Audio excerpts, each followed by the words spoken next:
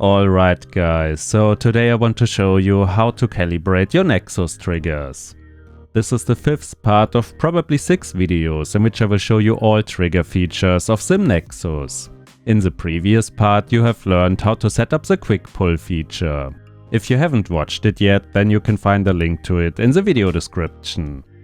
One of the biggest advantages of XIM Nexus is that you can rerun the calibration process whenever you want to. Normal controllers are calibrated once in the factory and cannot be recalibrated once they have left the production facility. As a result, they can develop stick drift and trigger problems. But with Nexus you will not have these issues. You can redo the calibration at any point and it will only take a few seconds.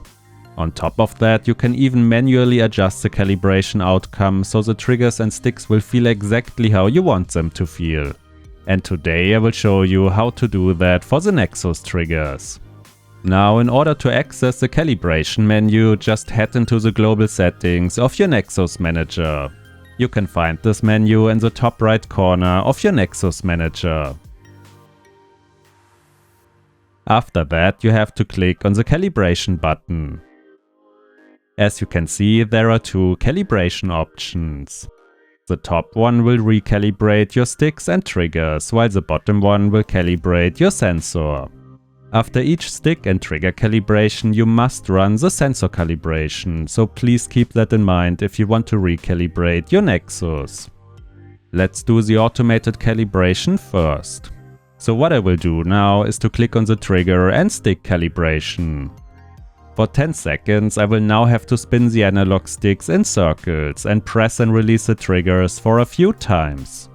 It doesn't matter into which direction you spin the sticks, and you also do not have to do both at the same time. Personally, I prefer to spin the sticks for 5 seconds and then I press and release the trigger for another 5 seconds. Please make sure to not press your triggers with too much force, as that can negatively affect the calibration outcome. So press them with the same force as you normally would in a gaming session. Also, you can rerun the calibration as often as you want to. Once your stick and trigger calibration are complete, it's time to do the sensor calibration. As I said earlier, you will have to do this each time you do the stick and trigger calibration. The second calibration is quite easy. Just place your Nexus on a flat surface and wait for a few seconds. The surface should be an object that doesn't move while the Nexus is doing the calibration. Also, do not touch your Nexus while the calibration is still running.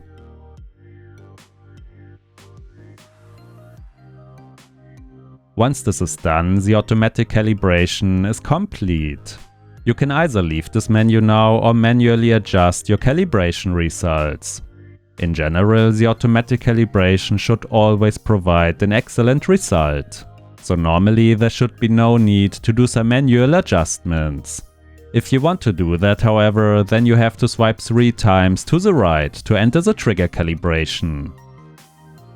In a future video I will of course also show you how to manually adjust the stick calibration.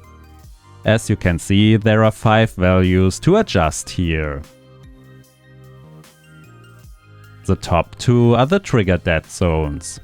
The inner dead zone specifies an area in which the controller will not recognize any trigger input. So this equals the 0% range. If I set this value to 200 and slowly press the trigger to 100%, you can see how a large share of my trigger will not result in an activation.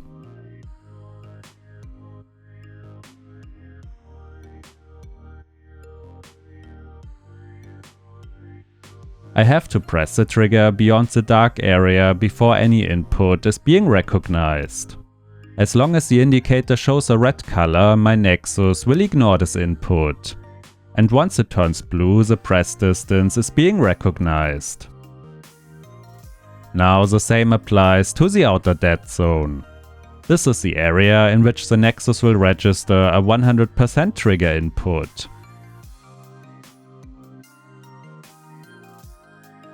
If I lower the value by 200, you can once again see the dark area.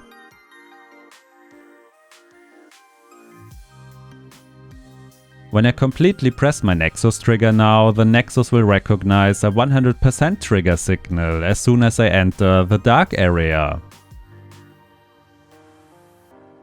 As you can see, I can release the trigger by quite a bit and I will still stay in the dark area.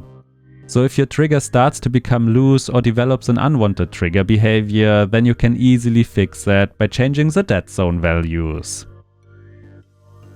The last three values are the center, limit and noise option. The easiest one to understand is the noise option. It eliminates the natural jitter of analog sensors. So you can basically see it as a filtering value. The noise value usually doesn't require any tweaking. The second option is the limit value. You can imagine this option as a safe area around the range result that you got from the trigger calibration. The lower the value, the more you are pushing the limits of the calibrated range. Here is an example for a better understanding. Let's say during the calibration you have pressed the triggers with too much force into the controller.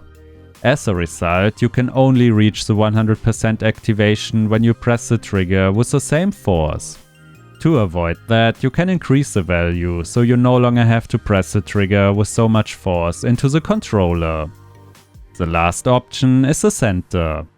The center value allows you to adjust the location that your Nexus will interpret as the middle of your trigger.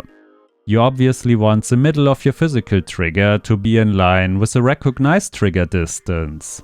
So when you press your trigger to the 50% mark, your Nexus will also read that as a 50% trigger press. And you can of course do the same for the left trigger as well. For that, just swipe one more time to the right. Once you are done with your calibration adjustments, you can press the save button in the top left and exit this menu. In the next episode, I will show you how to assign the trigger roles and what they are used for. So guys, if you enjoyed the video, hit the like button or maybe even subscribe to this channel to not miss out on any of the upcoming videos.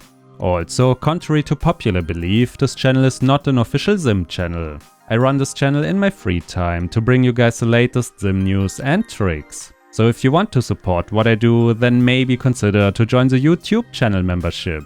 Channel members usually get around 1 to 4 weeks of early access to all new videos. Plus, we also have a nice little Discord to discuss XIM settings and other stuff. But that's about it for this video, guys. Thanks for watching and I will maybe see you in the next one.